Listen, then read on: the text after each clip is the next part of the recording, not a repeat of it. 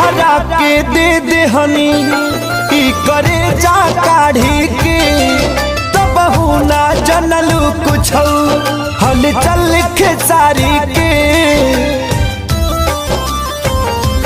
हाँ तुहरा के दे देहनी ई करे जा काढ़ी के तब ना जनलू कुछ हल चल खेसारी के तब ना जनलू कुछ हल चल खेसारी के। जहरी ले आईगा हमके पियाईगा अब जा